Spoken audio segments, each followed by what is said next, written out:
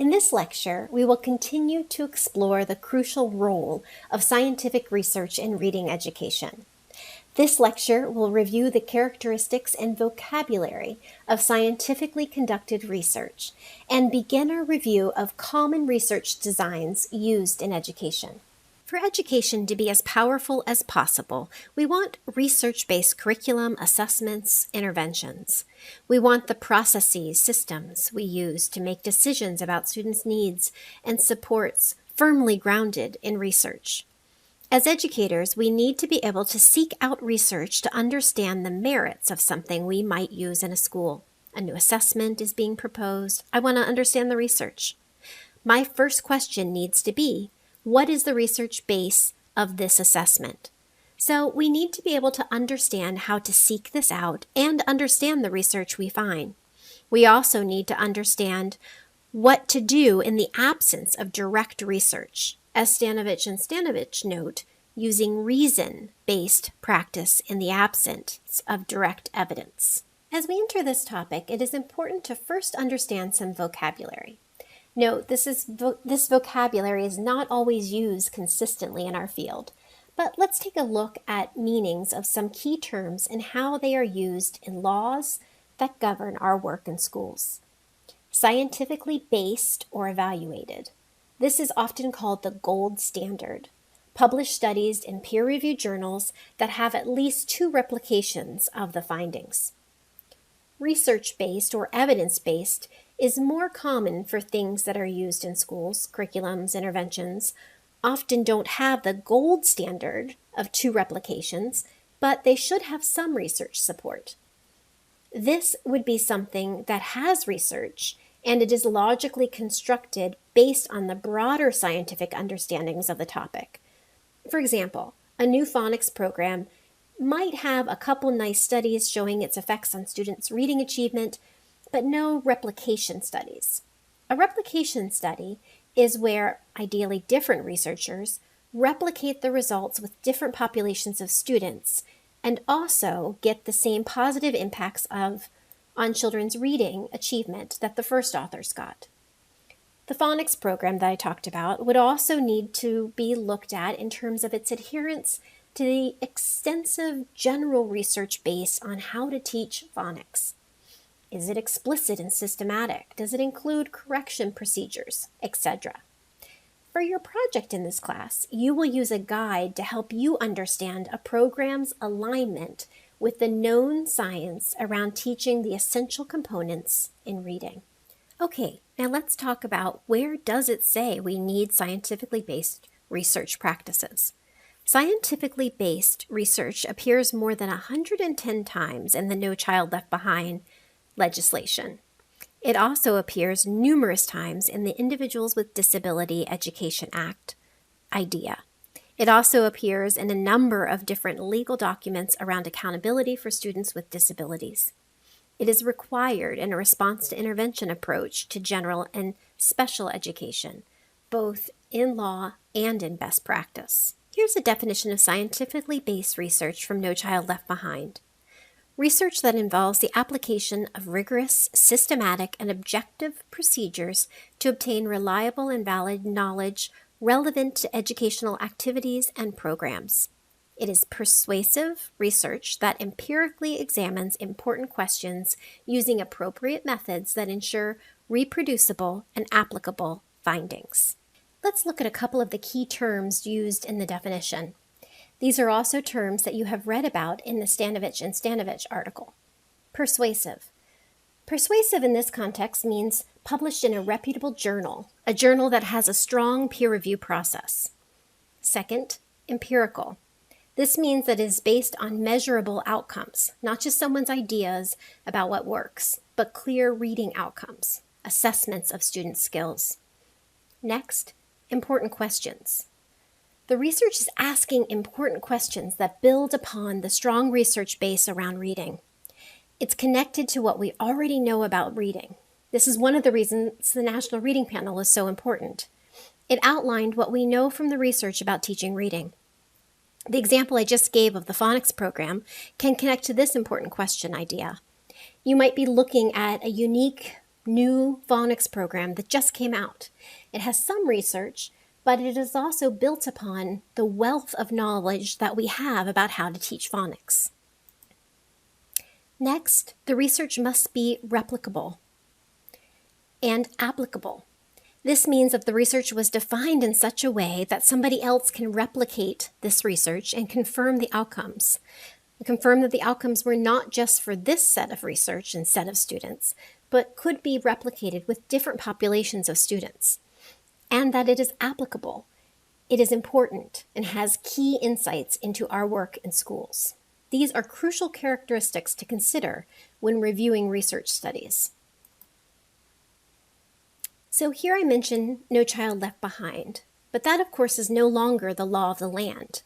NCLB was key legislation in terms of making prominent the need to look at research. As we talked about, it was highly influenced by the National Reading Panel, as was IDEA. When ESSA replaced NCLB in December of 2015, it granted states more flexibility in designing and implementing educational evaluations, but asserted a clearer desire for the use of programs already proven to be effective. The legislation replaces scientifically based, from No Child Left Behind, with evidence-based programs, defined as any activity, strategy, or intervention that shows a statistically significant effect on improving student outcomes or other relevant outcomes. Unlike NCLB, ESSA uses a tiered system to order the rigor of research, with Tier 1 being most rigorous. This is helpful as in many areas we don't have strong research to guide our choices of programs and materials. ESSA provides us with a research-based framework to think about research along a continuum. ESSA outlines tiers of research support and encourages educational leaders to always choose the strongest tier that is available. Tier 1 is the gold standard, strongest evidence for a program, assessment, or initiative, where randomized controlled trials were conducted, RCT, to demonstrate positive effects on student learning. Tier 2, moderate evidence, where quasi-experimental designs were used. This is the most common in educational research. We will talk about why in a moment. Tier 3, promising evidence. Correlational studies are used. And then finally, Tier 4, strong theories are used, those that are firmly grounded in the existing knowledge of teaching reading, but do not have strong studies published in peer-reviewed journals. The nice thing about the ESSA's tiered system is that it gives us some common language based on agreed-upon scientific standards about research designs. This is a helpful chart from the Regional Educational Laboratory at American Institutes of Research. It outlines the 5 items research should be judged against and how this fits into ESSA's tiers of evidence. ESSA asks educators to look at research in terms of study design. How strong is the design? The strongest design, experimental studies in Tier 1, quasi-experimental in Tier 2, and correlational designs in Tier 3. Tier 4 notes well-defined logic models based on rigorous research. Next, results of the research. Note all tiers 1 through 3 require statistically significant positive effects on relevant outcome. The third item is consideration of findings from related studies. Noting for tiers 1 through 3, there should not be any strong negative findings.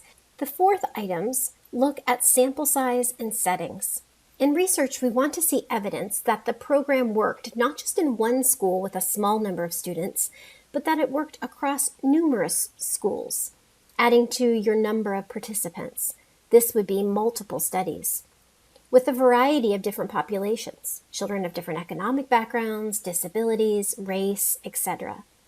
And this connects to the last item to consider in the chart when looking at research on a program, assessment, or initiative that you are choosing for your school or district. Match. Does the research on this program include participants that reflect your population? These are all important items or variables to look at when reviewing research. So I just threw a lot of terms at you: quasi-experimental, replicable, peer-reviewed, correlation. I know you likely have heard these in your education and in your professional work, and you read about all of them in Stanovich and Stanovich for this week. But I want to step back and explain some of the terms, and I want to start with the term science. Science comes from the Latin word to know. It is a way of asking and answering questions, seeking answers to questions about the natural phenomena. We are therefore limited to what kinds of questions we are asking, those questions that help us understand our observable world. A scientific approach to understanding our world is distinctly different from a non-scientific approach. A scientific approach versus a non-scientific approach are different ways of how we understand our world, how knowledge is obtained. A scientific approach is based on empirical thought, it's controlled, and has a focus of being unbiased and objective. In science, we need clear definitions for the things that we're studying. Ambiguous things cannot be studied scientifically. In science, we have to have clear operational definitions to what we're studying. So if we're looking at reading, what specific aspects of reading are we examining? If we are looking at oral language, what specifically are we looking at? Number of words produced, complexity of sentences, etc. Clear definitions of what we are studying. We also must have reliable and valid instruments that are accurate and precise. The instruments themselves must have a scientific base to show that they are strong measures for what we are looking at. So, for example, if we're trying to understand an instructional program around phonological awareness, we want to make sure that we're using assessments around phonological awareness that have been proven to be effective at picking up growth in phonological awareness. In a scientific approach, we want to use a hypothesis that is testable, something that others can come along and say, no, that actually doesn't work. So something that can be tested and is falsifiable. Finally, we want to be critical and skeptical. We set up scientific experiments to understand a phenomenon, not to prove it is good or right. The scientific approach uses the scientific method. Yes, the same scientific method you learned in elementary school. In the scientific method, we observe an event, we develop a model or hypothesis, and then we test that model or hypothesis. We observe the results, we revise based on our results, and we repeat that test. And with enough tests with different populations, we develop a scientific theory. The scientific model is the same thing that we see in medical science, as well as education. So here's an example from medical science around high cholesterol. The observation is that patients have high cholesterol, which has a negative impact on their health. The hypothesis was that certain chemicals may dissolve cholesterol deposits. The hypothesis is based on a body of research around understanding chemicals and understanding cholesterol. Our hypothesis in science comes from the existing knowledge that the field has developed. Then we develop a test. In this medical example, we give 100 people these chemicals, medicine, thought to dissolve cholesterol deposits, and give 100 patients a placebo, a pill without the chemicals. And we observe the results. We perform tests to see if the patients in the group that got the chemicals had different levels of cholesterol than those who got the placebo. And we compare those results. We observe these results and understand them connected to the existing science in the field. And based on this information, we possibly revise our hypothesis before we retest, or we simply retest. We replicate the results. We do the test again, but now we want to observe the results in a different population. And again, with enough trials of this type of experiment. Then, based on consistent results that showed lower levels of cholesterol in patients who received the chemicals, we develop a scientific theory. The medicine with the studied chemicals, in this case Lipitor, can reduce cholesterol. Now, after considerable research like this, Lipitor is a highly prescribed medication for people with high cholesterol. This is common in medical research and is required by the FDA before new medications are on the market. Now let's look at a reading science example, phonics instruction. Researchers had this observation: many children in first grade struggle with learning to read words. A hypothesis was developed, again, built on the existing science that we have about children learning to read. The hypothesis was that explicit instruction in decoding and encoding would increase successful reading. The hypothesis was tested. For example, they gave 100 children explicit phonics program and gave 100 children a whole language program. Observations were made. Children in both conditions were assessed on a valid and reliable measure of reading, the Woodcock-Johnson.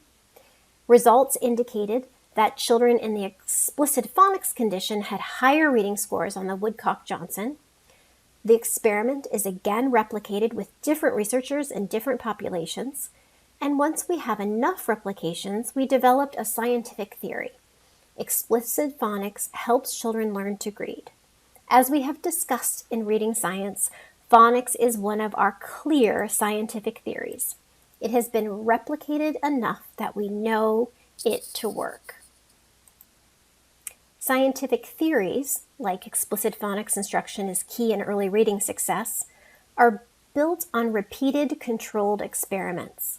Non-scientific theories make no predictions that could be falsified or simply aren't tested. Unlike medicine, in education we don't have an FDA to protect the public from ineffective reading instruction, so we do need to be on the lookout for pseudoscience and myths. These threats require all educators to be knowledgeable about the scientific process in education, research designs, and the peer review process.